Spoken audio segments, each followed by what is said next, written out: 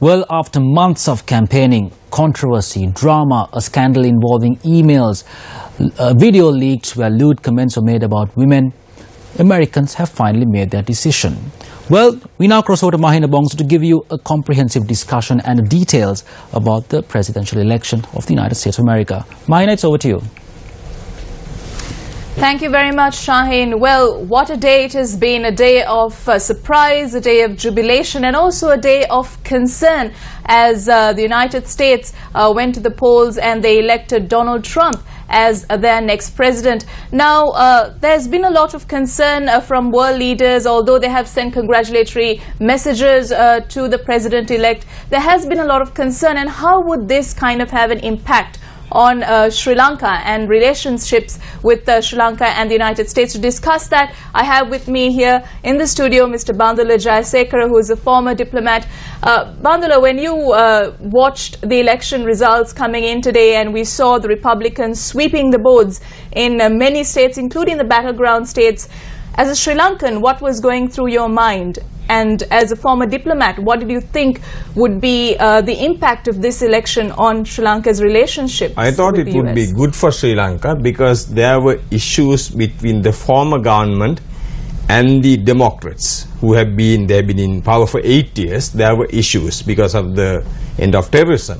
So they were very antagonistic. Now, I see a window of opportunity. With the change of the government of Sri Lanka, things changed. The Democrats reached out, including this tribe. I mean, I would say people like Samantha Power and Susan Rice, they were known as the Hawks. And even Clinton, these three ladies at that time who were with the State Department.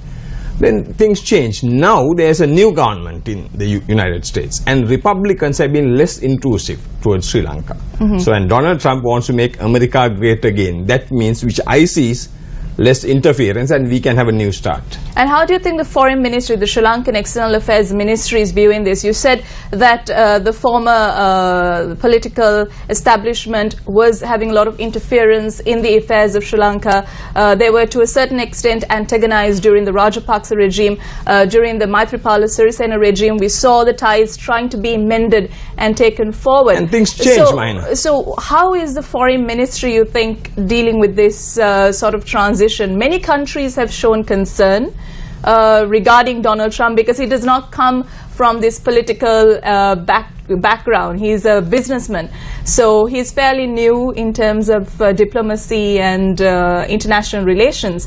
So how do you think I think it will be very easy for us to deal with it because he's a businessman. He's not from the establishment, neither he's not from the military. He's a businessman, and who is a successful businessman. So I think he'll be more pragmatic to deal with us. It will be much more easier to deal with us. And also with regard to the human rights resolutions that were passed, adopted by the US, moved by the US, and also the United States sort of dictating to Sri Lanka in terms of the human rights situation in the country.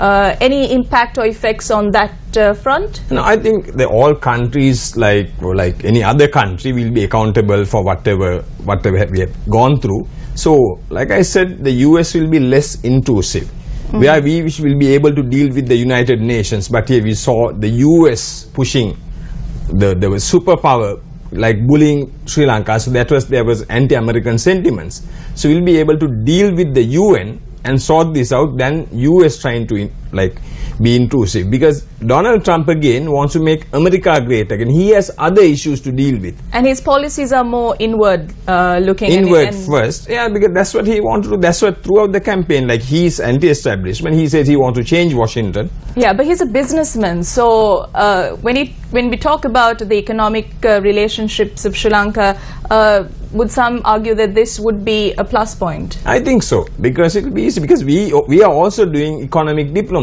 Take our foreign minister, they are concentrating on economic. We have people like Dr. Harsha Disla, who is the deputy foreign minister, because of this economic diplomacy. So we should be able to concentrate more on that.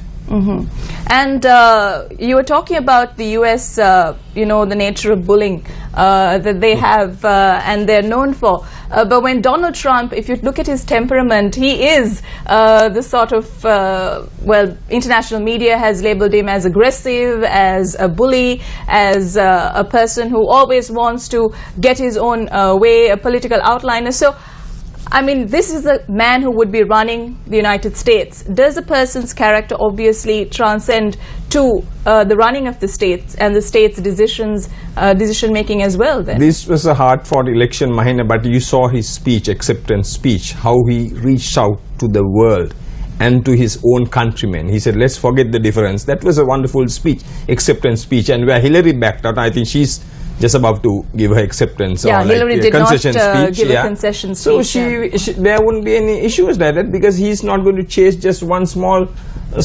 country. So people will reach out, and if you look at, unlike Sri Lanka, Americans will rally around him. The systems will run. Unlike Sri Lanka, even if you take this example of the present president and the establishment giving Donald Trump security, Secret Service, all the security, whereas Sri Lanka, we remove the security. This is what happened to President Sirisena. So they will maintain their thing, the policies, the establishment will go on. So that's something which we got to learn from them. And the Sri Lankan government, what should it be looking at right now at this particular stage where, I mean, Donald Trump hasn't really taken over as such. He'll be taking over in a couple of weeks. So what should the Sri Lankan government be looking at this stage as this transition happens in the United States? I think we should have to look at this new window of opportunity and to reach out. That's what we should do. We really don't know, unlike in Sri Lanka, whether the State Department diplomacy will change. I don't know whether it happens like in Sri Lanka. India, it doesn't happen. Maybe the same people will run or new people will come. But we have to make use of this window of opportunity, Mahina. Well, thank you very much, Mr. Bandula Jayasekara, a former diplomat, just giving his thoughts on how this election does have an impact on Sri Lanka, and it obviously will, as we have seen in the past, how the relationship between the United States and Sri Lanka has depended a lot on who really holds the helm in both countries naturally. So we obviously will be bringing you the very latest on this US elections and the road ahead for Donald Trump. But for the moment, we now cross over to Dasani.